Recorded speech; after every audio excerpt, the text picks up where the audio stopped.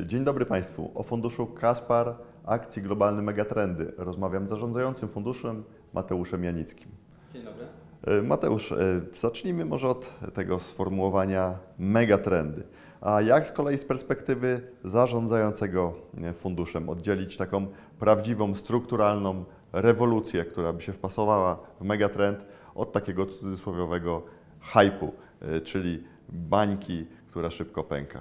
Dla mnie najważniejszym wskaźnikiem jest to, gdzie płyną pieniądze. To, że mówi się o sztucznej inteligencji dosyć dużo, to jest jedno, ale pytanie, czy klienci chcą wydawać swoje pieniądze na tego typu rozwiązania. I z perspektywy przedsiębiorstwa, które chce, by jego koszty były jak najniższe, czy przychody jak najwyższe, jeżeli to rozwiązanie ma sens, to ono będzie gotowe wydawać więcej na tego typu produkty.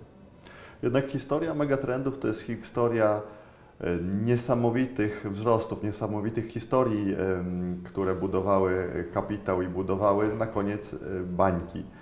Jak tutaj zabezpieczyć się przed tym, żeby nie znaleźć się na końcu bańki? Jak Wy podchodzicie w ramach funduszu do selekcji spółek, a później do jakiejś redefinicji tego momentu, w którym warto już spółkę sprzedać?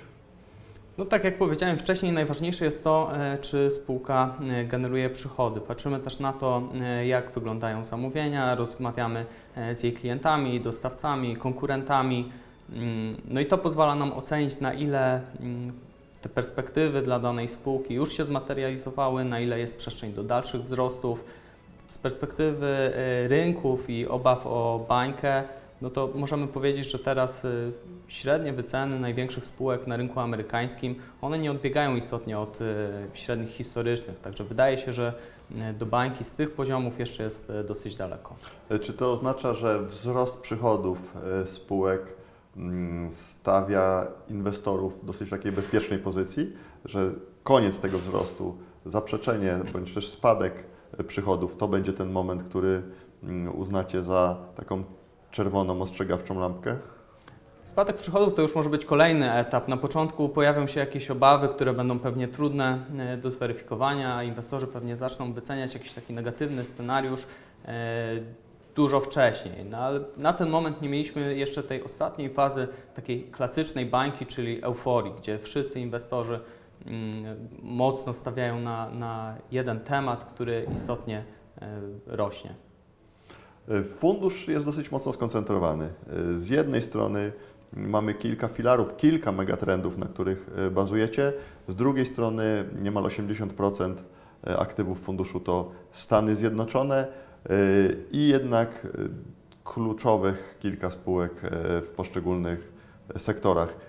Jakie jest Wasze podejście do dywersyfikacji i do tej koncentracji portfela? To może zaczynając od dywersyfikacji geograficznej, to się oczywiście zgadza, że mamy dosyć dużo spółek amerykańskich, ale to są spółki, które działają globalnie, one uzyskują swoje przychody w różnych miejscach na świecie, także to jest coś, co jakby automatycznie nas dywersyfikuje, a z kolei jeżeli spojrzymy sobie na poszczególne spółki technologiczne, tutaj oczywiście też może pojawić się ten zarzut, że jesteśmy dosyć mocno skoncentrowani, ale tak naprawdę to są spółki, których sukces jednej spółki nie zależy od sukcesu innej spółki. Także one też oferują różnego rodzaju rozwiązania, różne produkty, które odpowiadają na różne potrzeby klientów. Także to jest coś, co też nas dywersyfikuje, pomimo tego, że patrząc z wysokiego poziomu można powiedzieć, że ten portfel jest skoncentrowany, to tak naprawdę wchodząc w szczegóły, on taki skoncentrowany już nie jest. Dlaczego właśnie dziś uważasz za dobry moment inwestycje w fundusz Kaspar Akcji Globalne Megatrendy? Jesteśmy właśnie w takim ciekawym miejscu, gdzie nie ma konsensusu wśród inwestorów. Z jednej strony, jeżeli sobie spojrzymy na rynek prywatny, na wyceny takich spółek jak Anthropic czy OpenAI, one są na rekordowo wysokich poziomach, te wyceny szybko rosną. Z drugiej strony, jeżeli spojrzymy na rynek publiczny, inwestorzy cały czas się boją z jednej strony, że AI pokaże niesamowite korzyści, z drugiej strony, że jednak się zupełnie nie sprawdzi. Także mamy zupełnie dwa przeciwne obozy i wydaje mi się, że ta niepewność paradoksalnie sprawia, że jesteśmy w ciekawym miejscu, żeby wykorzystać spółki publiczne. wykorzystać te megatrendy. Cały czas nie ma konsensusu, jeśli chodzi o potencjał do wzrostu. Czy fundusz konkuruje z amerykańskim technologicznym indeksem Nasdaq, czy z kolei inwestuje w oderwaniu od niego? Z jednej strony oczywiście tak, mamy takie spółki, które pokrywają się z Nasdaqiem, ale z drugiej strony też staramy się szukać okazji w mniejszych spółkach, które jednocześnie mają cały czas bardzo silną pozycję w swoich obszarach, są liderami w swoich sektorach.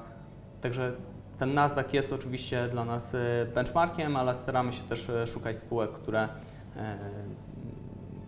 wykraczają poza ten obszar. Inwestorzy mogą się spodziewać, że fundusz będzie zdominowany przez największych graczy, największe spółki, czy też będziecie szukać takich podmiotów, jak chociażby Amazon był na początku tego wieku? Wszystko zależy od tego, co będzie się działo na rynku. Na ten moment portfel składa się z zarówno jednych spółek, jak i drugich. Spółki, które mają ugruntowaną pozycję, wysokie przepływy finansowe, generują zyski, ale z drugiej strony też mniejsze tematy, mniejsze spółki, które są na wcześniejszej fazie rozwoju. Także z jednej strony mamy taki trzon portfela, spółki o silnej pozycji, z drugiej strony spółki silnie wzrostowe, które wydają się być ciekawym uzupełnieniem tego portfela.